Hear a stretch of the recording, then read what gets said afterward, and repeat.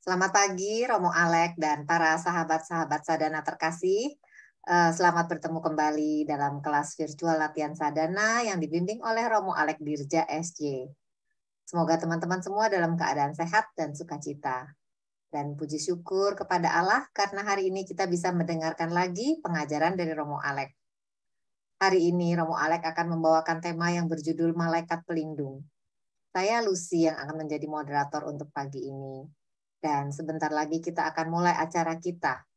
Sebelumnya, mari kita siapkan hati dan untuk mendengarkan bimbingan. Dan sebelum kita mendengarkan bimbingan dari Romo Alek, kita dengarkan dulu satu lagu yang berjudul Aku Dengar Bisikan Suaramu. Setelah selesai lagu, Bu Alwin, silakan buka acara kita dengan doa. Terima kasih. Silakan.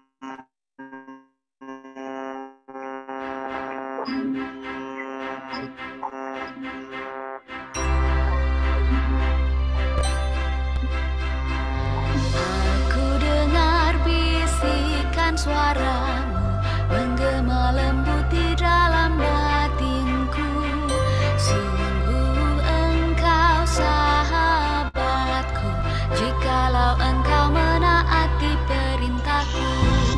Pergilah dan sebarkanlah kabar sukacitaku, sampai akhir zaman aku sertamu.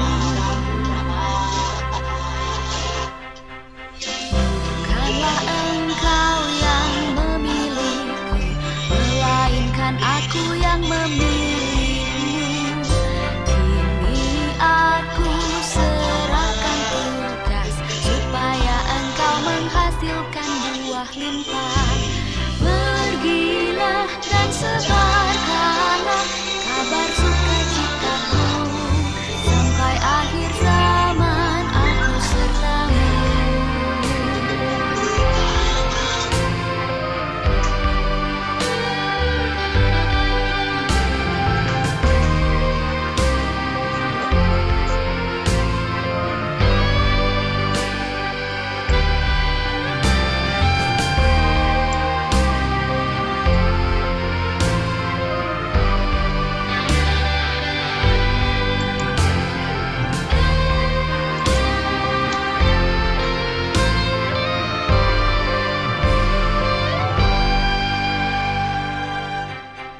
Jangan bimbang dan ragu hatimu, yakinlah aku hadir di sampingmu.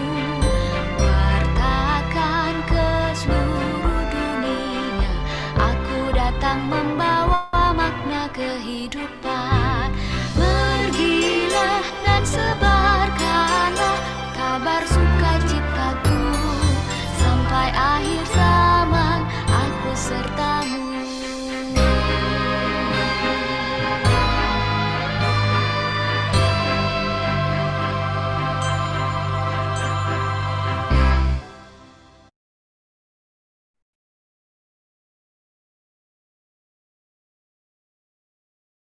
Silakan Bu Alwin.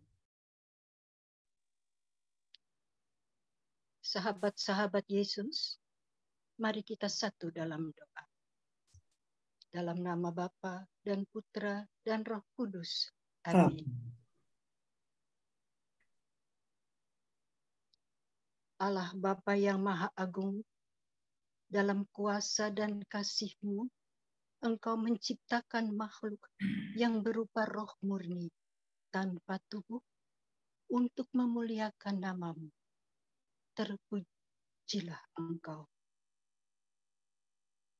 Ada malaikat-malaikat yang Kau utus dan Kau percaya untuk melindungi kami manusia, agar jalan hidup kami tetap terarah kepada kasih dan kebahagiaan yang Engkau sediakan. Ya Tuhan, kami mohon semoga kami makin peka kepada bisikan dan perlindungan malaikat pelindung kami masing-masing. Ini semua kami mohon dengan perantaraan Kristus, penyelamat kami. Amin. Amin. Dalam nama Bapa dan Putra dan Roh Kudus. Amin. Terima kasih Bu Alwin. Romo, silakan dimulai, Mo. Kami sudah siap untuk mendengarkan pengajaran Romo. Ya. Oke, terima kasih. Saya itu ingin bicara mengenai malaikat pelindung. Karena ingat, waktu saya di SD, mungkin kelas 4 saya ingat itu. Pada waktu itu, Bapak Guru itu bercerita mengenai malaikat-malaikat. Dan dia berkata, ada malaikat-malaikat yang baik, seperti punya sayap pada belakang tangannya itu. Maka bisa pergi sekejap mata kemanapun. Saya mengagumi. Dan dia juga berkata, ada malaikat-malaikat yang jahat namanya setan. Itu punya tanduk pada kepalanya. Warnanya hitam. Sangat jelek dan menakutkan. Maka malaikat-malaikat yang baik itu cantik dan penuh kuasa. Malaikat yang jahat itu menakutkan dan juga penuh kuasa. Maka Bapak Guru mengatakan kita bersyukur pada Tuhan, diberi oleh Tuhan masing-masing dari kita seorang malaikat pelindung yang bisa menjaga dan melindungi kita. Maka jangan takut kepada setan, tapi selalu akanlah bisikan dari roh baik, yaitu malaikat pelindung. Maka tadi dipilihkan lagu Aku Dengar Bisikan Suaramu. Itu suara Tuhan, tapi yang diucapkan oleh malaikat. Aku dengar bisikan suaramu, lemah lembut di dalam hati. Maka kita mohon dalam renungan ini, semoga kami selalu siap mendengarkan bisikan roh atau bisikan malaikat pelindung yang mengarahkan langkah-langkah kita menuju kebaikan dan menuju ke surga.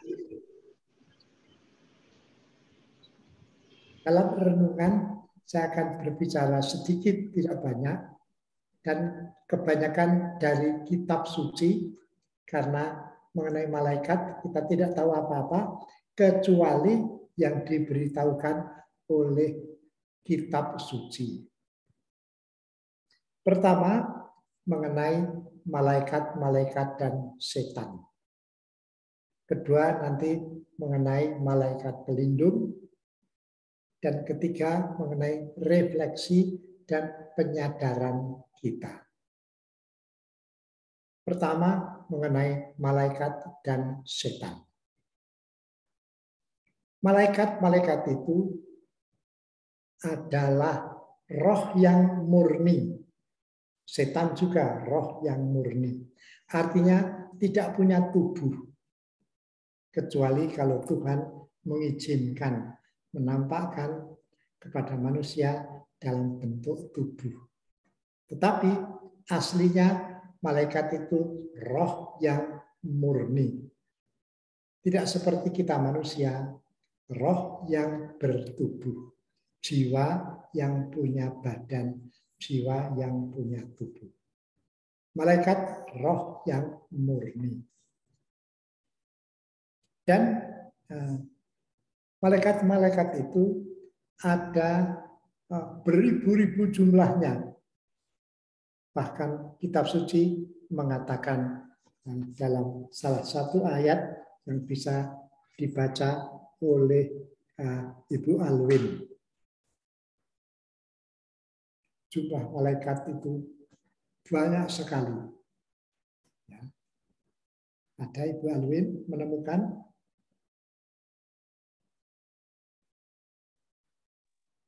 dari Daniel 7 ayat yang ke-10.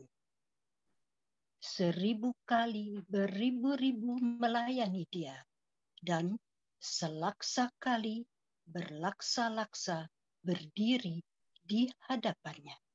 Oke, jadi jumlah malaikat itu banyak sekali. Mungkin lebih banyak dari manusia. Atau akhirnya nanti manusia juga beribu kali beribu-ribu. Berlaksa kali berlaksa-laksa. Kalau sudah sekian ratus tahun lamanya dunia ini hidup. Maka malaikat itu jumlahnya begitu banyak. Mereka melayani Tuhan dan berdiri di hadapannya, menikmati wajahnya. Mereka itu sangat indah dan sangat kuasa juga. Ada kutipan yang pertama itu mengenai malaikat-malaikat yang indah dan penuh kuasa itu. Silakan Bu Alwin. Yang dari Serafim, Ya, dari sebelum yaitu dari Yesaya 6 ayat 2. Para serafim berdiri di sebelah atasnya, masing-masing mempunyai 6 sayap. 2 sayap dipakai untuk menutupi muka mereka. 2 sayap dipakai untuk menutupi kaki mereka. Dan 2 sayap dipakai untuk melayang-layang.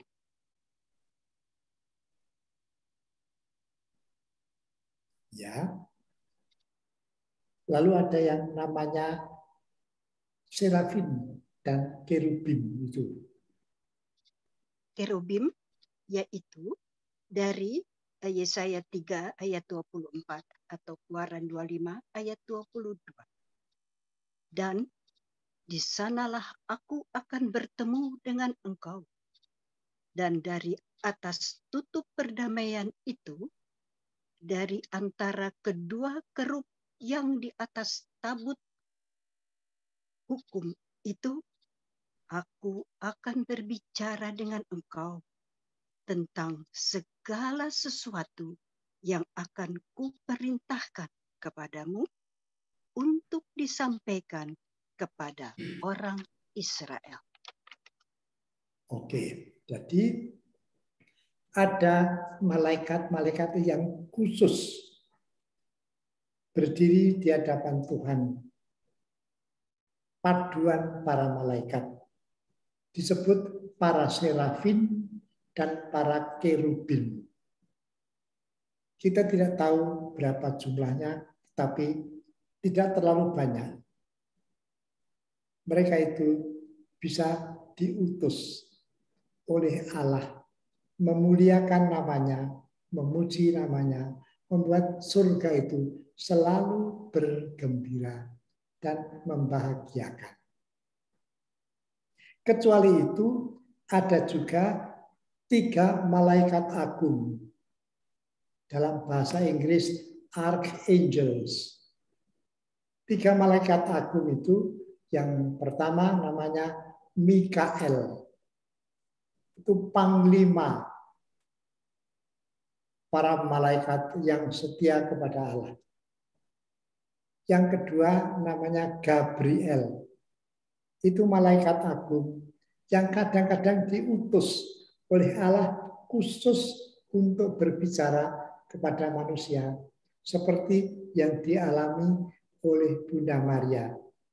Waktu dia mau mengandung putranya Yesus, malaikat Gabriel diutus oleh Allah untuk memberitahukan kabar gembira itu. Ada lagi yang disebut malaikat Rafael. Malaikat Rafael itu tugasnya itu menyembuhkan orang-orang yang kena penyakit, khususnya penyakit yang tidak jelas apa sebabnya itu, yang disebabkan oleh gangguan setan. Maka malaikat Rafael itu datang diutus Allah untuk menyembuhkan. Tidak perlu dibaca kutipannya, tetapi isinya ialah itu. Jadi ada 3 malaikat agung, sebetulnya ada 7. Tapi yang disebutkan kisahnya 3 itu. Mikael, Panglima, Gabriel, pembawa kabar gembira, dan Rafael yang suka menyembuhkan orang yang kena penyakit karena gangguan roh jahat. Jadi malaikat-malaikat itu ada ya gradasinya. Ada malaikat agung, ada malaikat-malaikat biasa. Ada yang tugasnya itu menyanyikan lagu-lagu yang sangat indah. Para kirubim dan serafim. Pernah ada peperangan besar. Bukan perang dunia, tapi perang di antara para malaikat. Yang beribu-ribu jumlahnya itu tadi. Berlaksa-laksa itu. Yang setia kepada Allah dipimpin oleh Mikael, yang memberontak terhadap Allah dipimpin oleh si naga besar. Itu tercatat dalam kitab Wahyu bab 12. Kalau Ibu Alwin bisa menemukan, silakan membacakan untuk kita. Monggo. Malaikat memberontak dari Wahyu 12 ayat 7 sampai 9. Maka timbullah peperangan di sorga. Mikael dan malaikat-malaikatnya berperang melawan naga itu. Dan naga itu dibantu oleh malaikat-malaikatnya. Ayat 8. Tetapi mereka tidak dapat bertahan. Mereka tidak dapat tempat lagi di sorga. Lanjut mau ayat 9. Ya. Dan naga besar itu, si ular tua yang disebut iblis atau Satan, yang menyesatkan seluruh dunia, dilemparkan ke bawah. Ia dilemparkan ke bumi bersama-sama dengan malaikat-malaikatnya. Oke, jadi ada peperangan besar di surga. Kalau perang dunia saja bisa mengerikan, apalagi peperangan antara malaikat itu. Malaikat itu jauh lebih berkuasa daripada manusia. Diceritakan dalam suatu tempat, Tuhan mengutus malaikatnya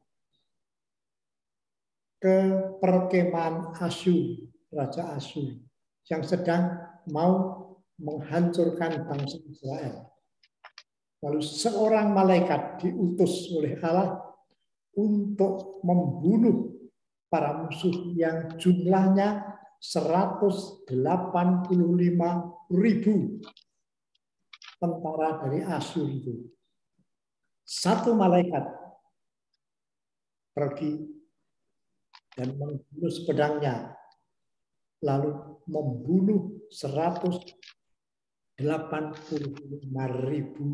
tentara Asyur dalam sekejap mata.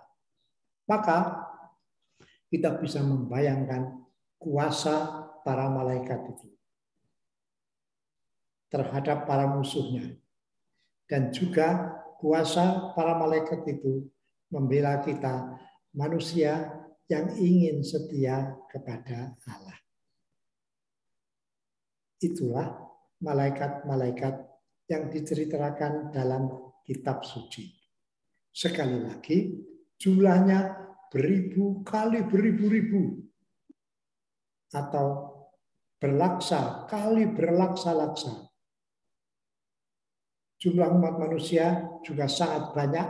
Kalau dari Adam sampai sekarang sudah berapa miliun atau berapa miliar kita tidak tahu. Tapi tersebar di seluruh dunia sepanjang segala zaman.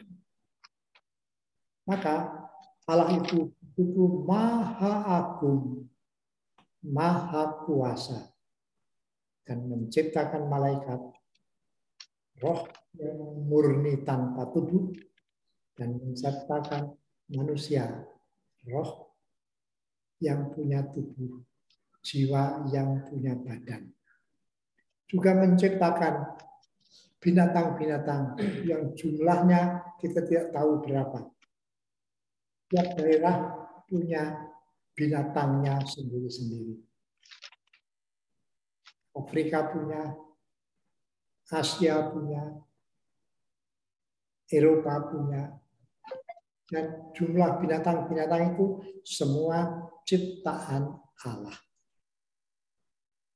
Dan Allah itu menciptakan begitu rumit juga.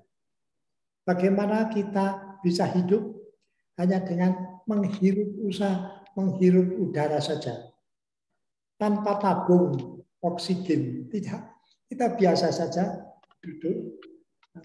Kadang-kadang tidak sadar bahwa bernapas, tetapi kita menghirup dan menghembuskan nafas. Dan karena menghirup dan menghembuskan nafas, darah itu mengalir ke seluruh tubuh sampai ke ujung-ujung jari. Dan darah itu hangat, segar. Kalau nafasnya berhenti, darah menjadi beku. Orangnya mati. Hanya memperhatikan pernafasan, kita mengagumi kuasa Allah Sang Pencipta. Kita bisa melihat dengan mata, kalau masih sehat tanpa kacamata. Kalau sudah kurang sehat seperti saya, ya kadang-kadang pakai kacamata, kadang-kadang tidak. Kita bisa mendengar dengan telinga.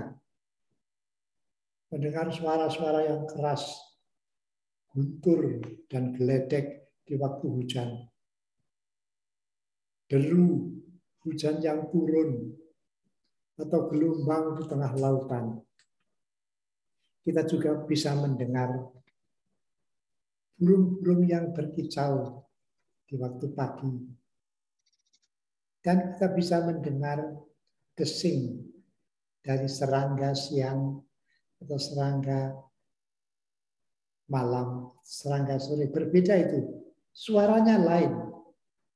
Maka orang tanpa bisa melihat, bisa tahu, oh ini sudah sore, oh ini sudah malam. Hanya dengan mendengarkan desing dari serangga-serangga di sekitar rumah. Kita juga bisa merasakan dengan tubuh kita, body sensations. Bisa merasa gatal, bisa merasakan sakit, tapi sebaliknya juga bisa mengatakan hangat dan sehat. Maka Allah itu maha agung, tapi juga maha kecil. Kita bisa melihat semut-semut yang kecil. Kita tidak tahu bagaimana dia bisa melihat. Matanya bagaimana itu. Lalu bagaimana dia bisa bergerak, hidup, padahal sangat kecil. Semut hitam-hitam itu oleh Allah diciptakan sempurna. Seperti cacing-cacing di dalam tanah lumpur, hidup, berkembang, sehat. Maka kemahagungan Allah terlihat dalam ciptaannya, apalagi dalam para malaikatnya. Dan setan-setan itu yang dilemparkan ke bumi. Kalau Santo Petrus berkata, dia dilemparkan ke neraka. Malaikat dan setan itu makhluk-makhluk ciptaan yang murni dan tidak dapat mati.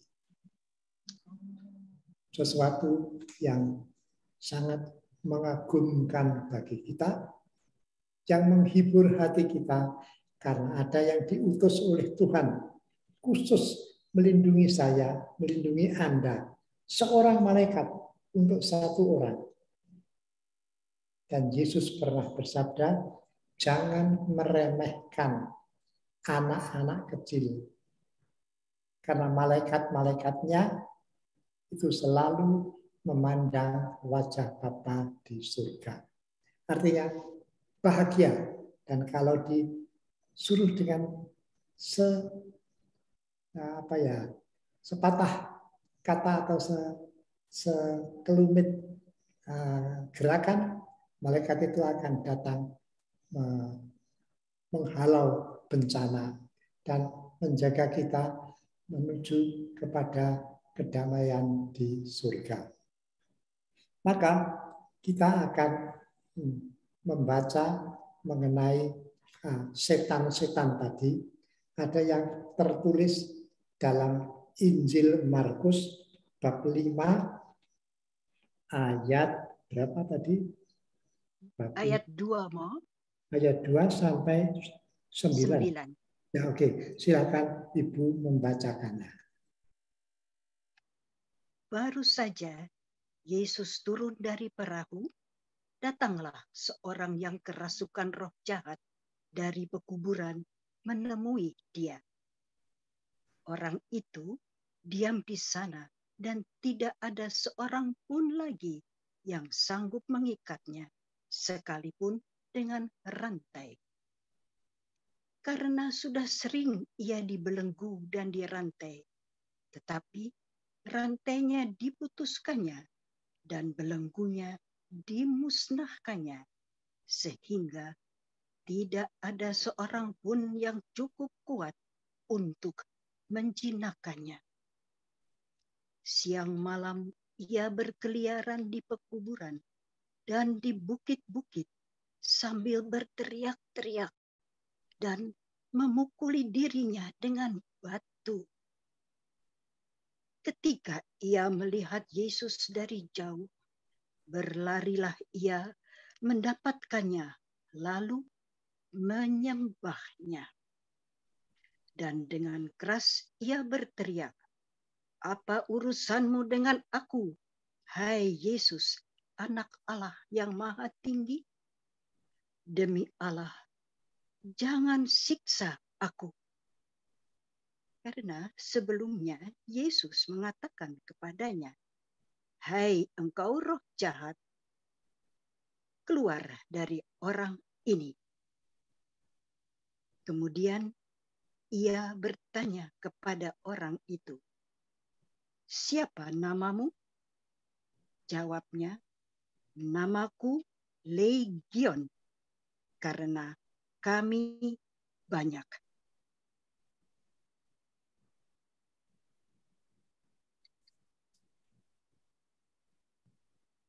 Ya, oke.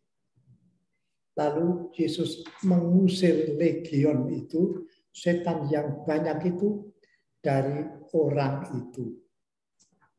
Dan kemudian dia diketemukan oleh orang-orang Israel yang lain, sudah berpakaian pantas dan sudah bersih badannya, sudah lepas dari kuasa setan-setan itu. Maka seorang manusia bisa kerasukan legion, itu banyak setan. Dalam kitab suci banyak orang yang diceritakan kerasukan roh jahat itu. Saya tidak tulis semua dalam teks kita, tapi saya ingat satu orang. Itu perempuan dari Kanaan, dari kota Sidon dan Tirus. Itu kota-kota di luar Israel. Pada suatu hari, Yesus sedang berjalan. Lalu datanglah seorang perempuan Kanaan. Dan dia itu berkata, "Yesus anak Daud, kasihanilah aku. Anakku perempuan kerasukan setan dan sangat menderita." Tapi Yesus tak peduli. Yesus berjalan terus saja. Dan orang itu tetap berteriak-teriak sampai para murid berkata, Tuhan, suruhlah dia diam. Dia berteriak-teriak mengikuti kita. Lalu Yesus berhenti sejenak dan berkata kepada para murid, aku diutus hanya kepada domba yang hilang dari Israel.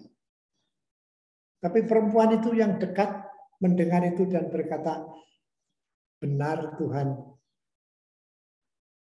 kasihanilah aku, tolonglah aku.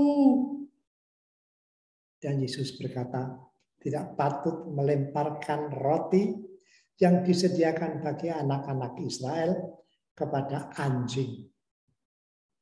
Orang Kanaan itu oleh Yesus disebut anjing. Tetapi perempuan itu tidak sakit hati. Dia berkata, benar Tuhan, namun anjing makan remah-remah yang jatuh dari meja tuannya, bukan? Mendengar itu, Yesus berpaling dan berkata, hai ibu, besarnya imanmu, terjadilah padamu seperti yang kau kehendaki. Dan dikatakan, seketika itu juga anaknya sembuh.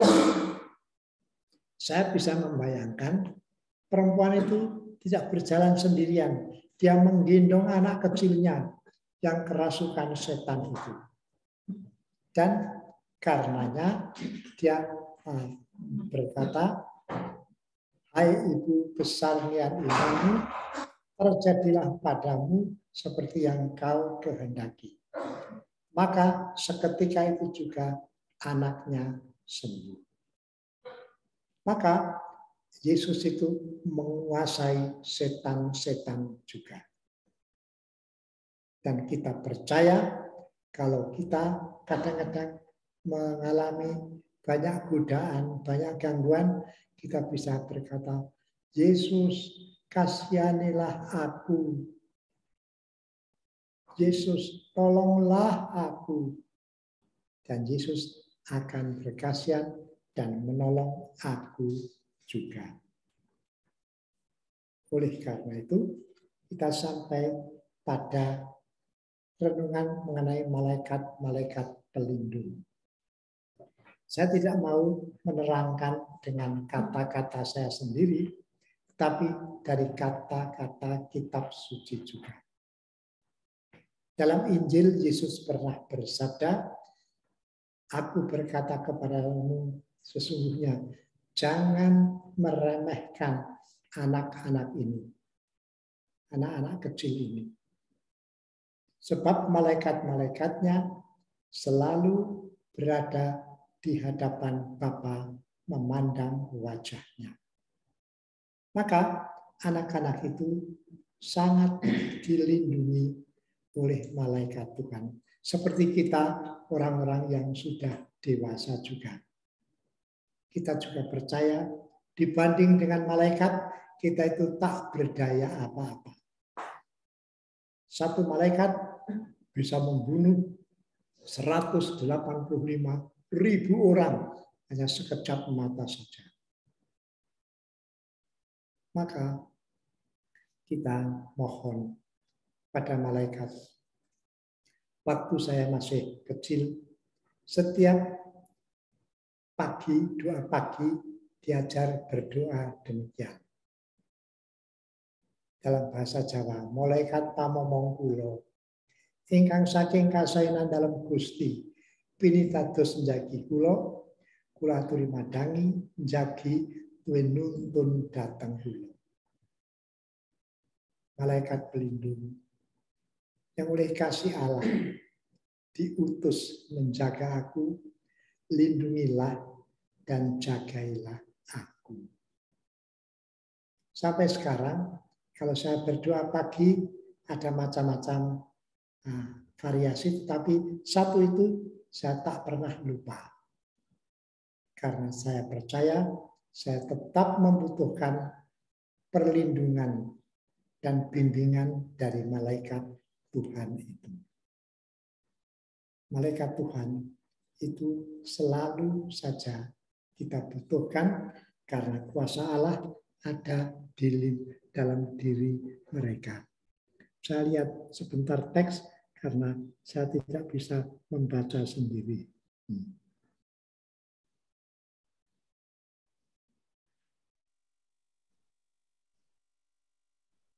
Ya.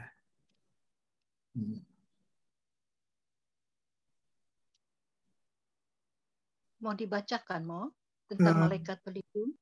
Ya, kisah malaikat pelindung ya. Oke, di situ aja. Ya. Sehubungan dengan malaikat pelindung, ada kutipan dari kitab suci antara lain yang berbunyi berikut. Ya, silakan membacakan itu. Ya, dari Mazmur 91 ayat 11 sampai 12. Sebab malaikat-malaikatnya akan diperintahkannya kepadamu untuk menjaga engkau di segala jalanmu. Mereka akan menatang engkau supaya kakimu jangan terantuk kepada batu.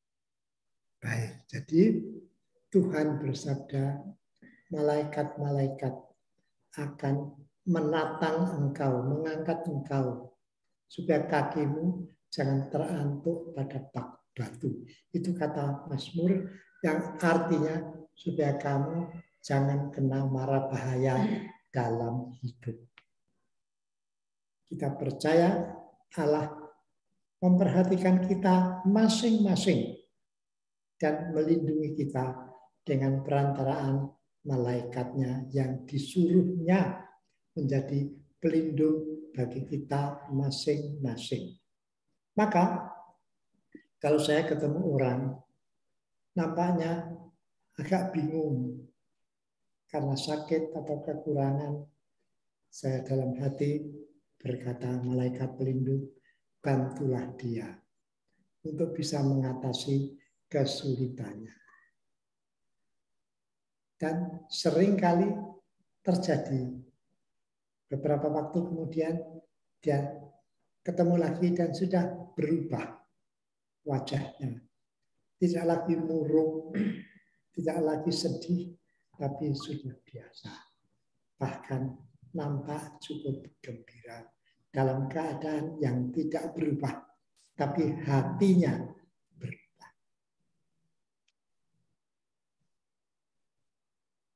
Oke, ada kutipan lain yang tercatat di situ? Ada dari Matius 18 ayat 10. Ya, ya. Matius 18 ayat 10 yang bunyinya, Yesus bersabda, ingatlah, jangan menganggap rendah seorang dari anak-anak kecil ini, karena aku berkata kepadamu, ada malaikat di sorga yang selalu memandang wajah Bapakku yang di sorga. Baik, jadi anak-anak kecil itu ada dalam perlindungan malaikat yang berbahagia di surga. Dan kalau diutus oleh Tuhan, dia seketika akan melakukan apa yang dibutuhkan oleh anak-anak kecil itu, termasuk kita yang sudah dewasa. Kalau kita mengalami kesulitan, kita bisa mohon bantuan malaikat pelindung. Supaya oleh perintah Tuhan, oleh izin Tuhan bisa membantu kita manusia yang sedang dalam kesulitan itu. Mungkin masih ada satu kutipan lagi ya.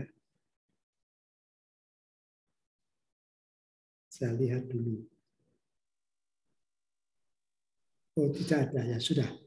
Lalu sekarang ada refleksi. Refleksi ini dari ajaran Bapak-Bapak gereja.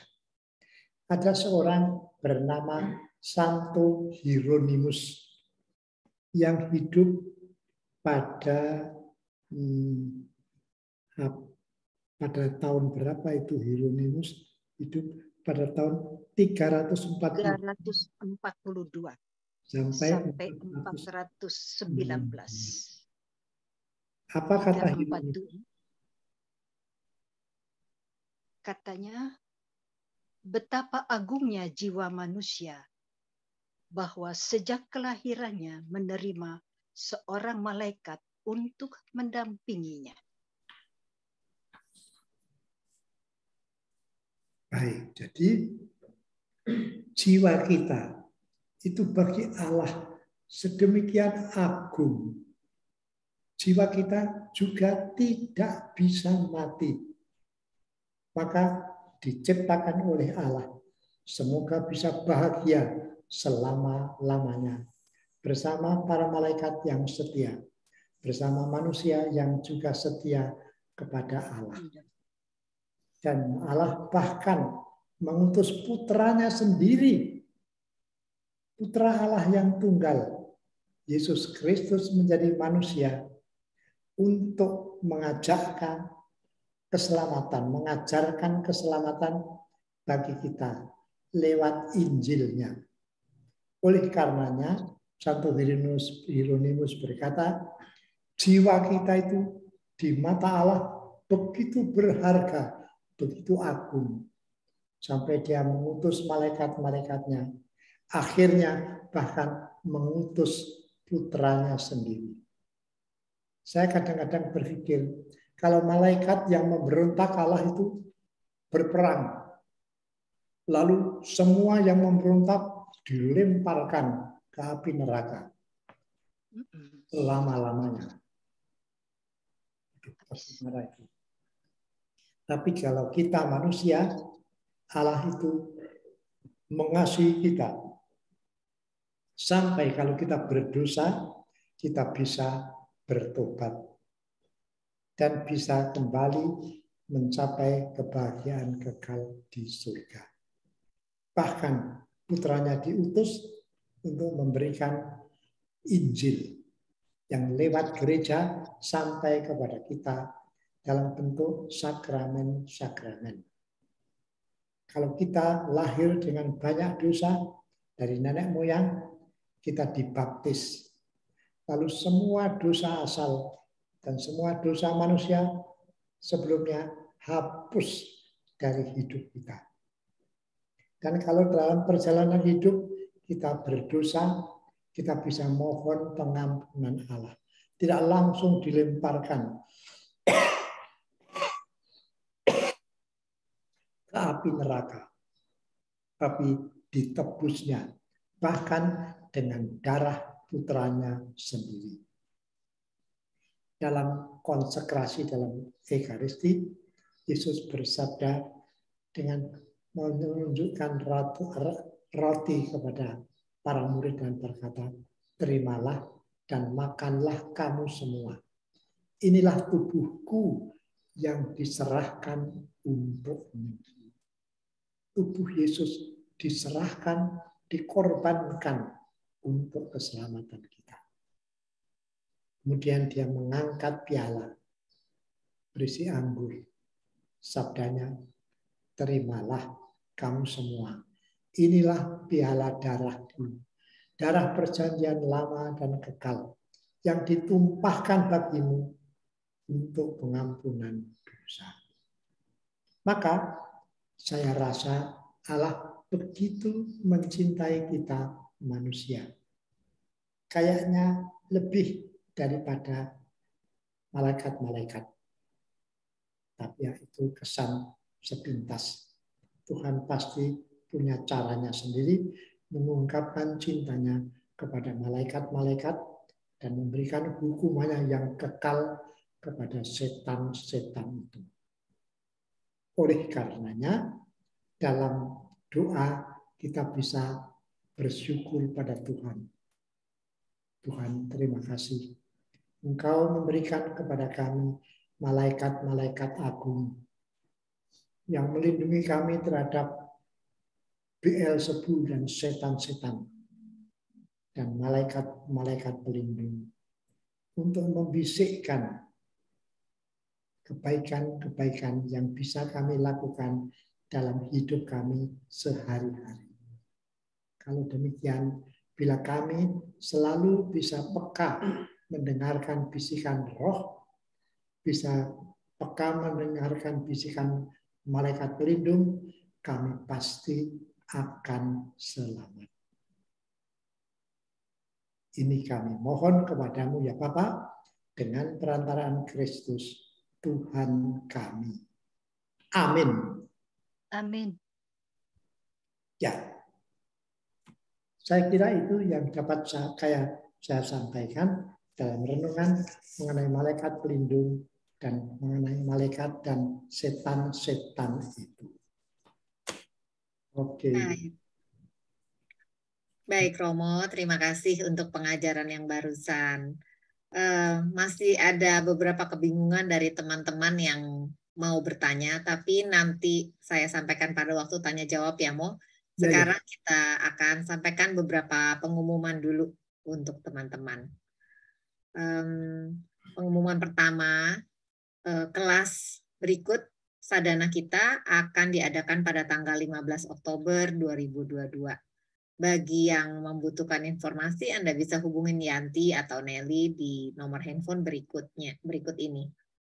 Dan kemudian untuk teman-teman yang ingin memberikan persembahan kasih, menabur untuk pengembangan sadana, Anda bisa mentransfer ke rekening BCA nomor 730-028-5656 atas nama Heni Junaini atau Dewi. Terima kasih buat semua taburan yang telah teman-teman berikan kepada sadana. Sangat memberkati. Tuhan yang akan membalas teman-teman. Terima kasih. Kemudian sekarang kita akan masuk ke sesi tanya jawab ya. Tanya jawab ya, Mo? Ya, baik ya. Ya, teman-teman, seperti biasa, semua acara hari ini akan direkam di YouTube dan nanti akan di-broadcast beserta materinya. Oke, Mo, sudah ada 3 pertanyaan yang masuk. Pertanyaan pertama, Mo, apakah setan bisa menguasai jiwa kita manusia, Mo? Iya. Mungkin menguasai tidak. Karena setan atau malaikat itu hanya diberi kuasa oleh Allah. Diberi kesempatan oleh Allah untuk mengganggu dan menguasai badan kita. Seperti anak kecil yang kerasukan setan tadi, sangat menderita badannya. Tapi ketika badannya sembuh, dia sudah happy seperti anak-anak yang lain. Juga orang yang kerasukan setan dan tinggal di kuburan-kuburan tadi. Setelah setan diusir oleh Yesus, dia berpakaian biasa dan menjadi seorang manusia biasa. Maka gereja mengajarkan kepada kita, setan maupun malaikat tidak diberi kuasa untuk menguasai jiwa kita. Apalagi setan tidak diberi kuasa menguasai jiwa kita. Hanya bisa mengganggu dan menguasai tubuh kita. Tapi jiwa itu tetap ada di dalam kuasa dan kasih Allah sendiri saja. Tapi setan memang bisa sangat mengganggu dengan bisikan-bisikan atau godaan-godaannya. Dan malaikat bisa membantu dengan bisikan-bisikan. Maka tadi kita menyanyikan, aku dengar bisikan sabda, suara menggema lembut di dalam hatiku dan sebagainya. Itu suatu doa gereja yang sadar aku itu punya malaikat yang sering berbisik di dalam lubuk hati dan mengajak kepada kebaikan. Dan karenanya kita percaya kepada keselamatan yang disediakan oleh Allah, asal kita tetap peka mendengarkan bisikan-bisikan dari roh Allah itu.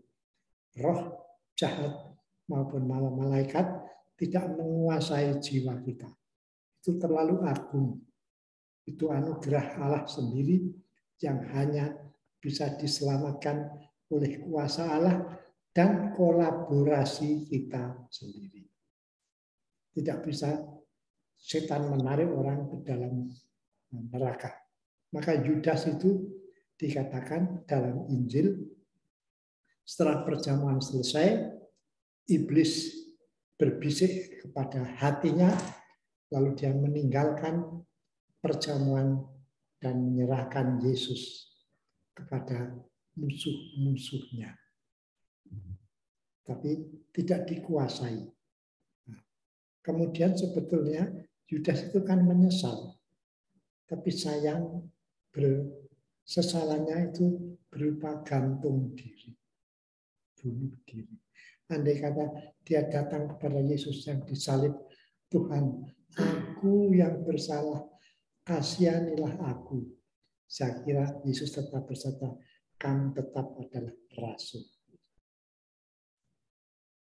Oke, jadi setan atau malaikat tidak bisa menguasai jiwa kita, hanya bisa mempengaruhi jiwa kita kepada yang baik, malaikat pelindung, atau kepada yang jahat, setan yang mau mencelakakan kita.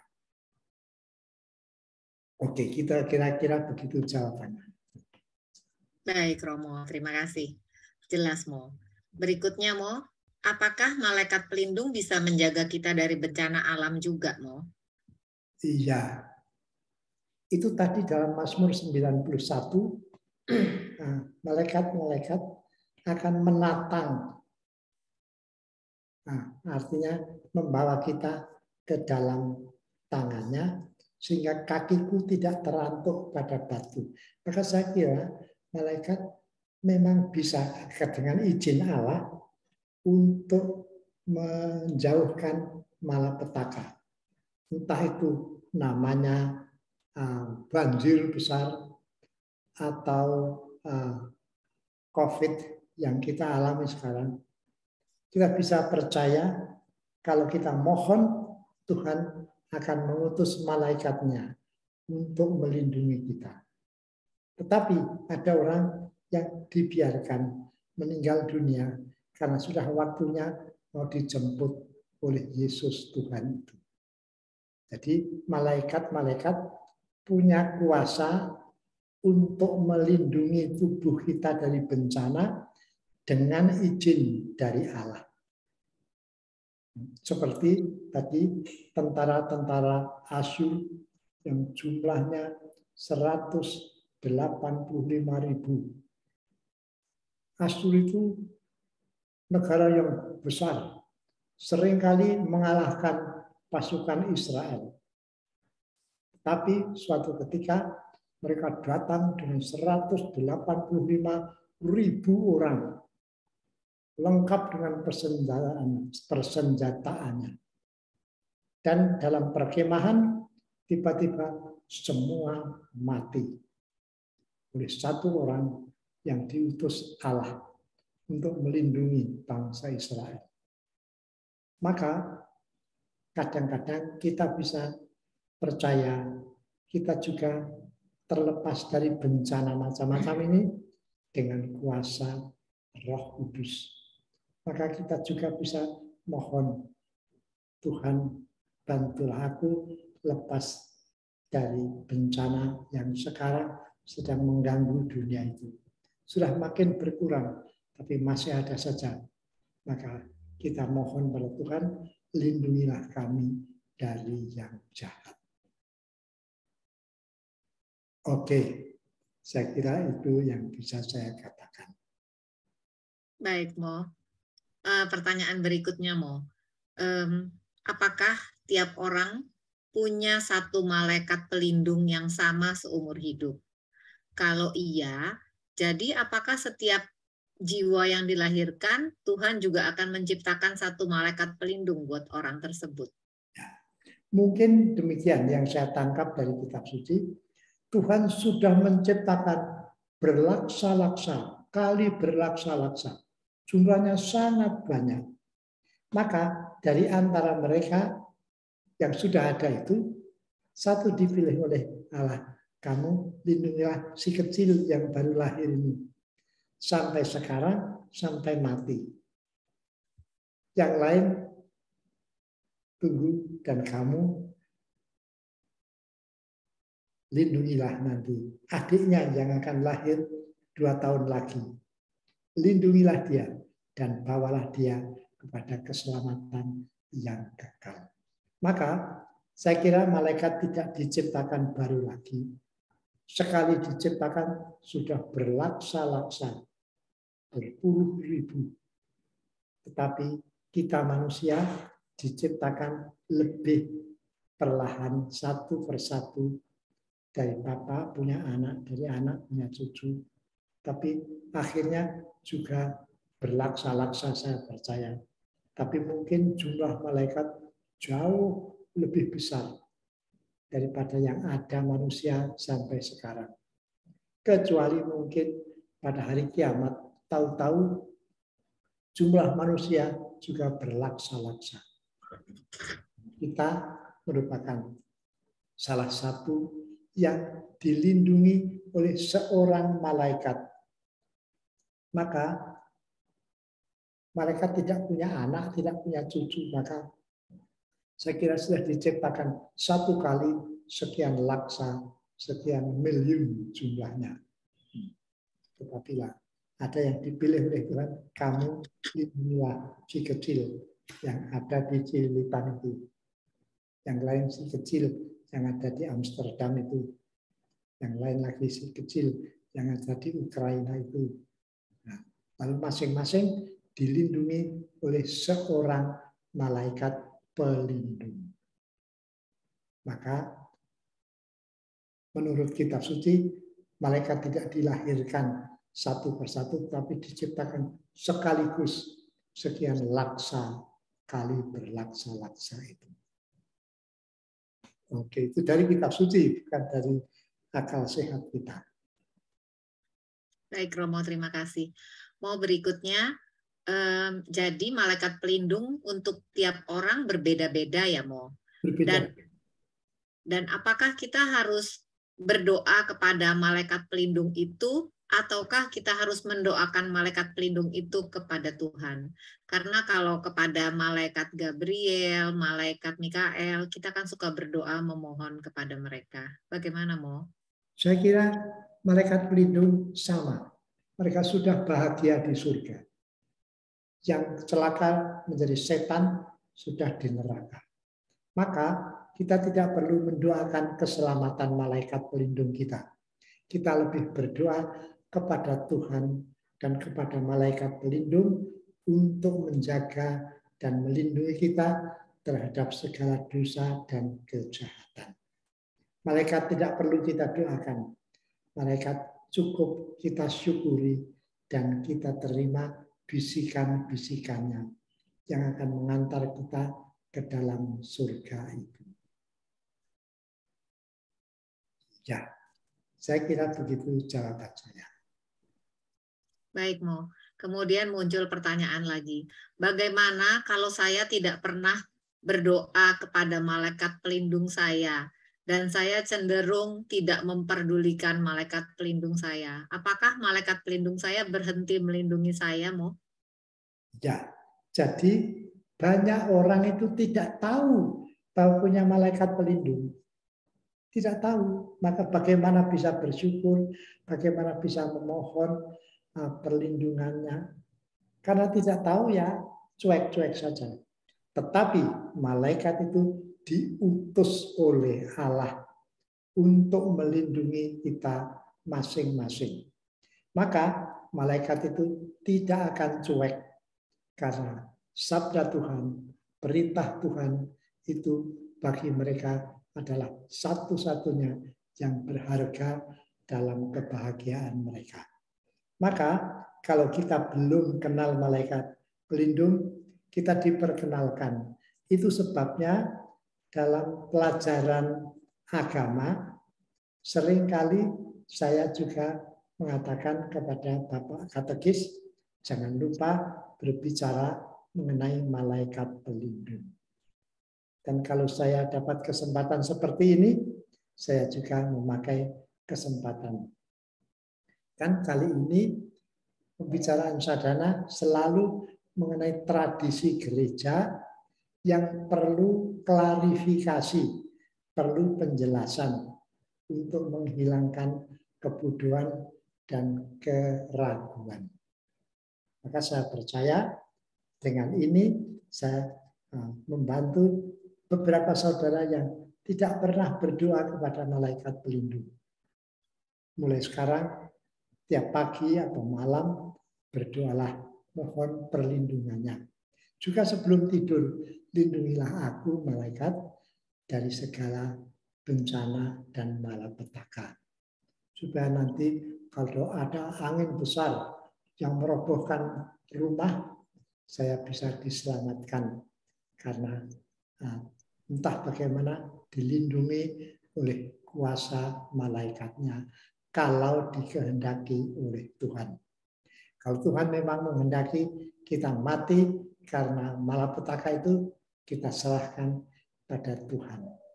Dan malaikatnya biar menghantar saya menghadap kepada Tuhan. Maka para bapak ibu baik sekali-sekali juga sedapat mungkin bercerita mengenai malaikat-malaikat dan malaikat pelindung dan mengajarkan kepada mereka berdoa untuk malaikat pelindung seperti yang saya terima dari orang tua saya itu.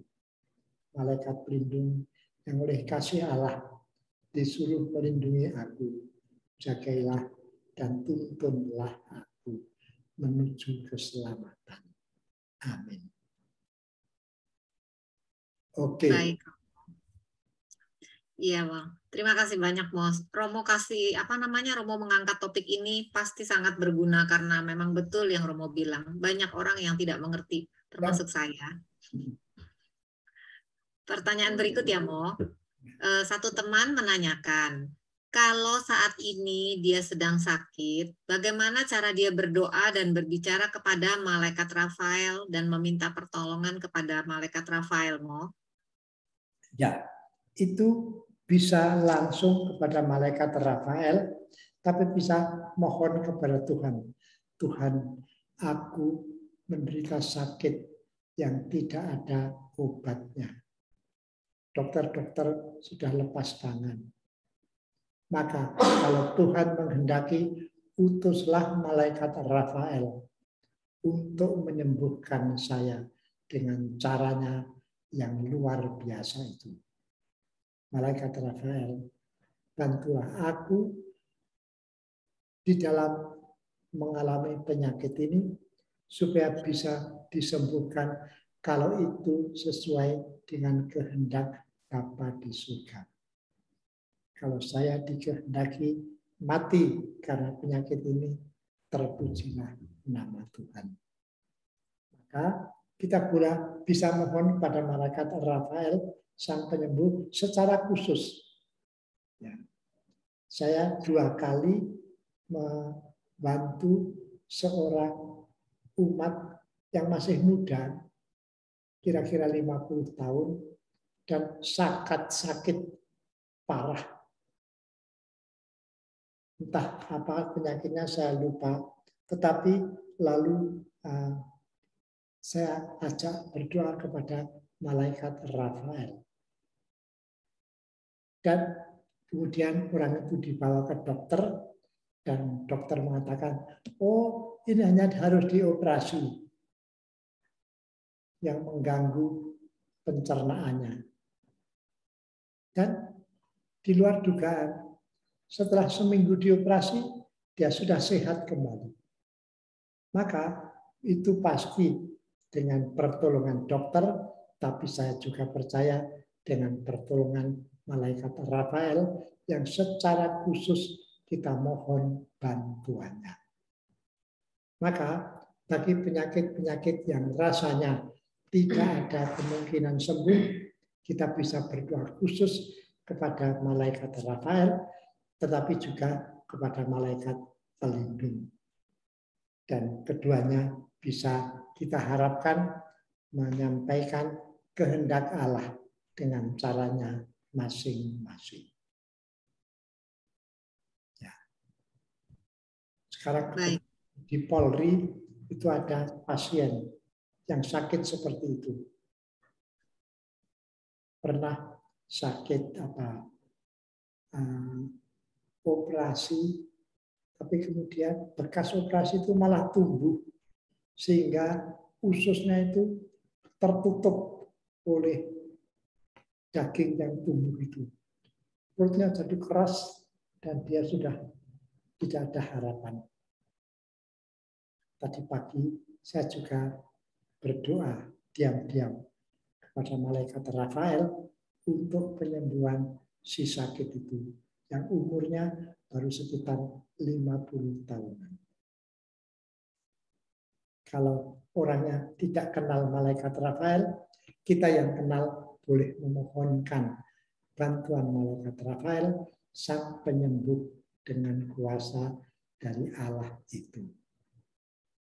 Saya masih akan mendengar dan Romo yang hari ini datang ke rumah sakit untuk memberi pengurapan orang sakit di rumah sakit Polri. Sudah tidak ada harapan. Tetapi kalau Tuhan menghendaki dan malaikat Rafael diutusnya, sekejap bisa selesai operasinya dan kemudian segalanya berjalan lancar lagi. Oke. Baik, Mo. Bagaimana dengan istilah malaikat maut, Mo? Malaikat maut yang akan datang saat kematian kita, apakah istilah malaikat maut itu benar? Dan apa artinya, Mo? Tanya satu teman. Ya, sebetulnya yang datang itu maut sendiri.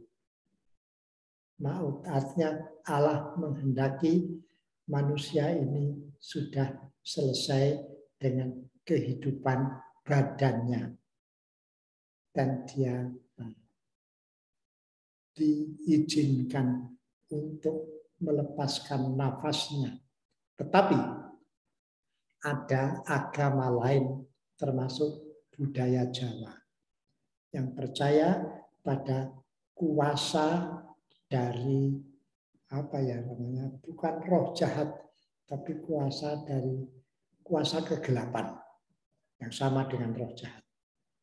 Dan kadang-kadang orang mati dengan keadaan yang mengenaskan itu.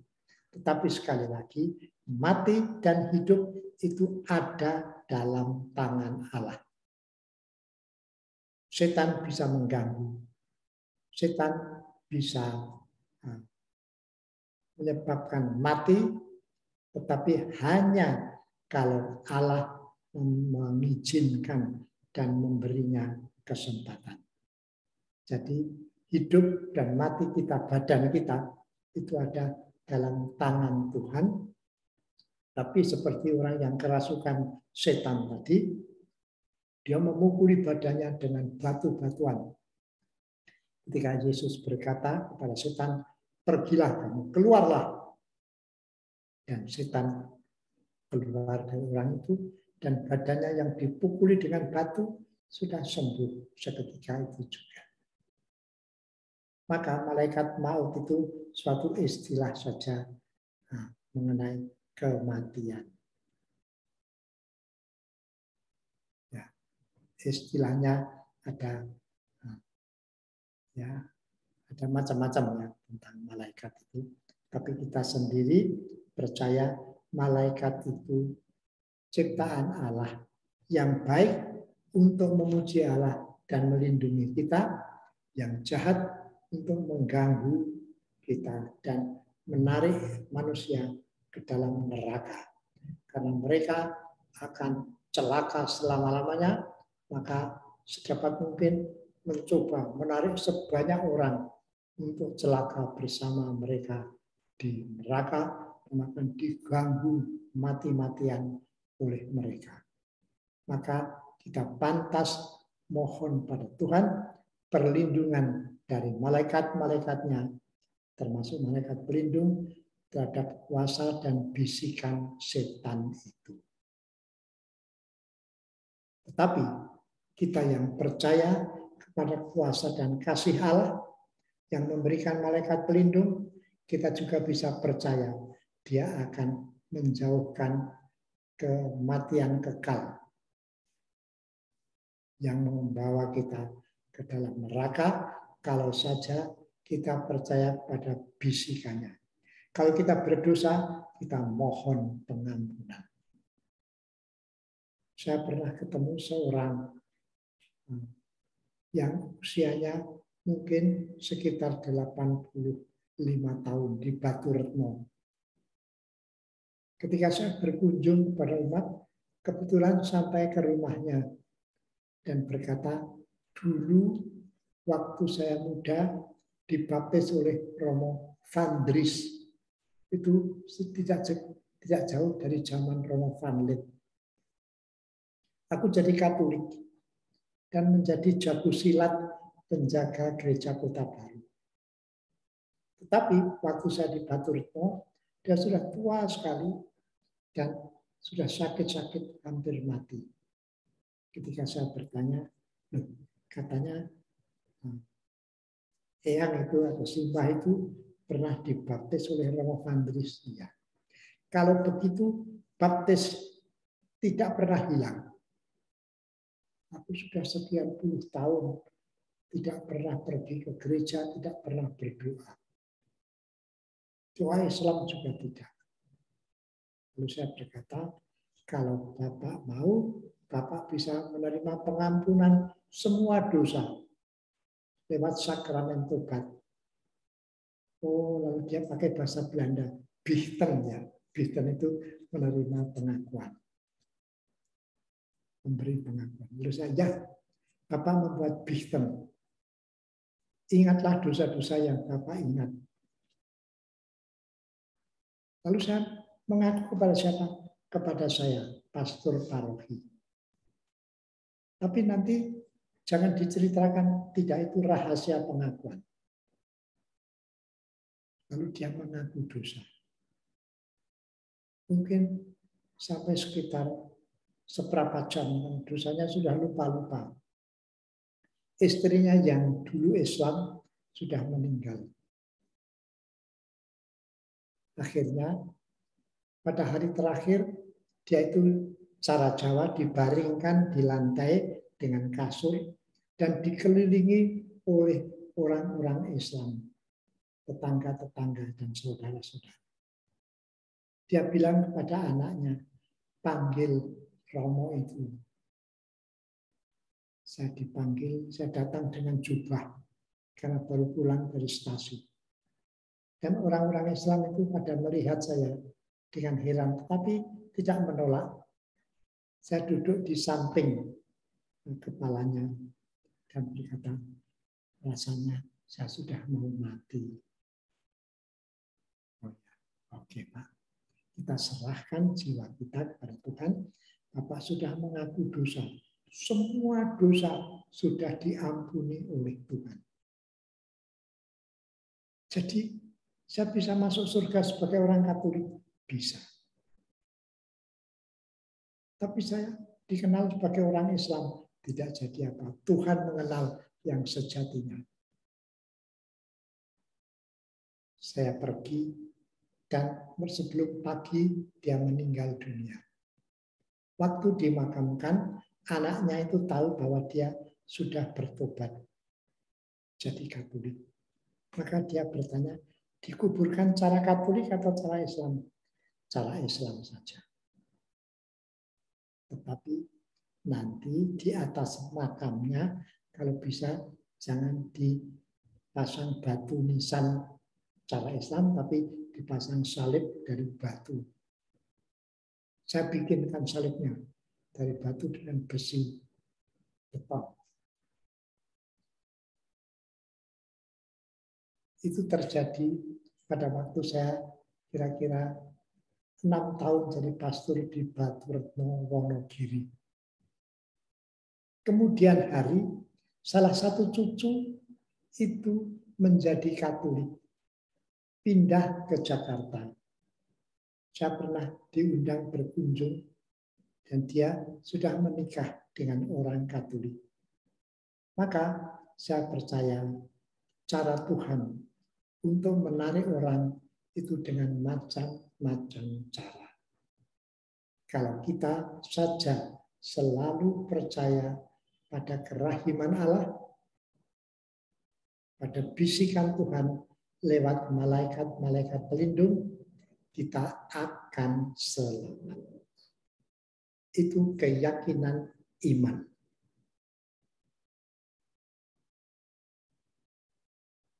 Amin. Saya kira itu saja. Saya tidak boleh cerita terlalu panjang lebar lagi. Nggak apa-apa, Romo. Dari situ kita juga bisa belajar sesuatu.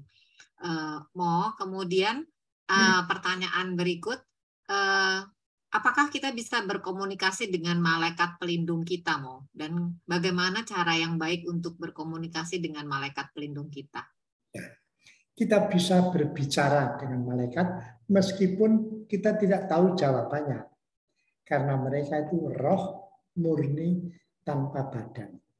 Tetapi kalau kita mohon dari lubuk hati, biasanya ada jawaban juga yang kita terima, entah pada saat itu atau pada saat malam berikutnya. Maka yang penting kita mengungkapkan isi hati kita, bagaimana jawabannya terserah cara Tuhan menyampaikannya. Oke, maka tidak bisa ngomong seperti Bunda Maria dengan malaikat Gabriel, itu tidak.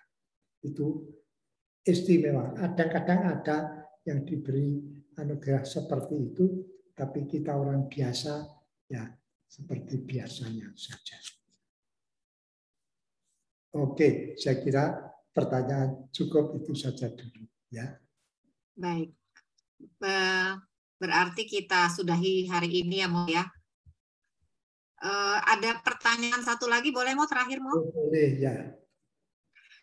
Romo, malaikat berperang dengan setan itu bagaimana caranya ya Mo?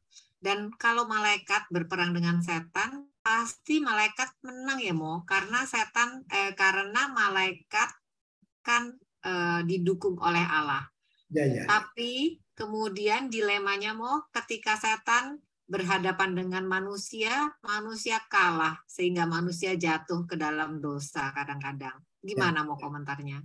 Ya, jadi malaikat melawan setan, setan pasti kalah. Tetapi setan melawan manusia, manusia itu sangat lemah dibanding kekuatan roh yang sebelumnya adalah malaikat. Tetapi kita boleh percaya dengan bantuan kuasa dan kasih Allah yang maha agung itu, dan dengan bantuan malaikat pelindung, kita bisa terbebas dari kuasa setan. Dan setan tidak bisa menguasai jiwa kita. Setan hanya bisa menggoda, membisikkan kejahatan. Maka kuasa setan terhadap kita manusia itu sangat terbatas dengan membisikkan kejahatan saja. Tidak dengan membunuh dengan kuasanya. Tidak. Tuhan tidak mengizinkan demikian. Dalam kitab suci tidak ada setan yang membunuh orang yang kerasukan setan. Yang disembuhkan oleh Yesus, setannya pergi, badannya menjadi sehat kembali. Baik. Ya. Baik, Mo, satu pertanyaan terakhir, Mo. Apakah malaikat Rafael itu hanya khusus menolong orang sakit? Jadi kepada malaikat Rafael kita nggak bisa berdoa meminta hal yang lain ya, Mo, karena dia malaikat khusus untuk menyembuhkan. Ya, yang dalam kitab suci memang malaikat Rafael itu menyembuhkan Tobit dan Sarah itu. Tapi kalau mau baca kitab suci, bacalah kitab Tobit. Di sana ada kisah tentang malaikat Rafael yang menyembuhkan orang dari penyakit biung berbau. Ya, maka kita percaya saja kepada kuasa Allah. Maka kita bisa lebih mudah berdoa kepada Allah. Ya Tuhan, utuslah malaikatmu untuk melindungi aku, untuk menjaga aku terhadap kuasa jahat, terhadap bencana alam, dan sebagainya. Ada orang yang tanpa bisa dipahami, ada tabrakan dan dia naik motor, badannya terlempar lebih dari 5 meter, motornya hancur, orangnya jatuh, lalu berdiri lagi tanpa ada luka. Saya percaya itu ada kuasa Allah yang melindungi dia. Maka kita bisa mohon kepada malaikat Rafael, tapi lebih mudah langsung kepada Tuhan untuk mengutus malaikatnya melindungi dan menyembuhkan kalau perlu dari penyakit badan kita. Atau pada malaikat pelindung, lindungilah aku terhadap bisikan-bisikan roh jahat. Roh jahat itu sangat lihai. Orang yang mau dijatuhkan itu diajak mencari kekayaan. Setelah kaya, raya, dia memakai kekayaannya seenak-enaknya dengan merugikan orang. Dan kalau perlu, dia sendiri menjadi kaya dan kemudian lupa daratan sampai mati dalam kesombongan dan kekayaannya lewat kelihaian roh jahat. Maka kita selalu boleh percaya kepada sabda Yesus, berbahagialah yang miskin karena akan mempunyai kerajaan Allah. Berbahagialah yang menderita karena akan disembuhkan atau dihibur dan sebagainya. Maka Yesus mengajarkan kebahagiaan lewat derita, lewat salib. Maka perlindungan Tuhan itu diberikan tidak lewat penghiburan dan kekuasaan, tetapi lewat derita dan salib putranya. Kita kadang-kadang menjadi lebih sehat jiwanya dengan suatu kegagalan, suatu sakit penderitaan, dan suatu kekecewaan, dan sebagainya, lalu pasrah kepada kemurahan Tuhan. Oke, Bu. Ya. Baik, Romo. Betul sekali yang barusan Romo bilang. Baiklah, Suster, Bapak, dan Ibu yang terkasih, waktu kita sudah habis dan kita harus menutup acara kita. Kalau nggak Romo Alek nanti terlalu lelah. Romo Alek, terima kasih banyak atas bimbingan dan jawaban-jawabannya untuk semua pertanyaan yang masuk hari ini. Pertanyaannya cukup banyak, tapi Romo dengan sabar menjawab semuanya dengan baik. Makasih kepada Ibu Alwin, Ibu Helen, Yanti, dan Ibu Mena yang membantu acara kita dari belakang layar hari ini. Dan juga terima kasih banyak atas perhatian Suster, Bapak, Ibu, dan semuanya yang mengikuti acara kita hari ini. Kita akan bertemu lagi nanti di minggu kedua bulan Oktober. Dan Romo, apakah ada yang mau ditambahkan sebelum kita minta tolong Romo untuk tutup dan berikan berkat? Ya, saya juga mau berterima kasih karena saya tidak bisa banyak berbuat untuk umat paroki kecuali ya memberi sakramen perminyakan, memberi doa untuk arwah. Tapi kebetulan besok pagi tanggal 25 saya itu diminta DPH dan PPG, Panitia Pembangunan Gereja dari Paroki Lubang Buaya, Gereja Kalvari, untuk memberi renungan tentang pelayanan. Karena paroki itu punya semboyan, Servio Ergo Sum. Aku melayani, maka aku ada. Dan saya sudah menyiapkan bahan dengan bantuan Mbak Mena, sehingga besok saya masih bisa sedikit berguna untuk paroki lain dengan bantuan doa dari saudara-saudari pencinta sadana ini. Maka saya berterima kasih untuk kehadiran anggota-anggota sadana, pencinta-pencinta sahabat-sahabat dan saya juga mau mohon berkat Tuhan untuk kita sekalian. Oke. Baik, terima kasih banyak Romo. Semoga sukses besok Mo dan makin jadi berkat buat banyak orang. Terima kasih untuk berkat yang Romo berikan kepada kami semua hari ini. Ya. Minta tolong Romo tutup dengan doa dan berikan berkat buat kita Mo. Silakan. Dalam nama Bapa dan Putra dan Roh Kudus. Amin. Bapa di surga, Engkau adalah Allah yang Maha Agung. Dalam kuasa dan kasih-Mu, Engkau menciptakan malaikat-malaikat, roh yang murni, dan memberikan kepada kami malaikat-malaikat agung untuk melindungi terhadap Beelzebul dan kuasa-kuasa setan. Engkau bahkan memberikan kepada kami malaikat pelindung kepada kami masing-masing, yang kadang-kadang kita lupakan, tidak kita kenal, tapi mereka akan melaksanakan kehendak Allah, melindungi kita, dan membawa kita kepada kebahagiaan yang abadi. Maka ya Bapa, kami bersyukur atas anugerah-Mu, dan biarlah kami menerima berkat lewat para malaikat dan malaikat pelindung kami. Semoga Tuhan beserta kita sekarang dan selama-lamanya. Semoga para sahabat sadana sekalian diberkati oleh Allah yang Maha Kuasa, Bapa dan Putra dan Roh Kudus. Amin. Amin. Pertemuan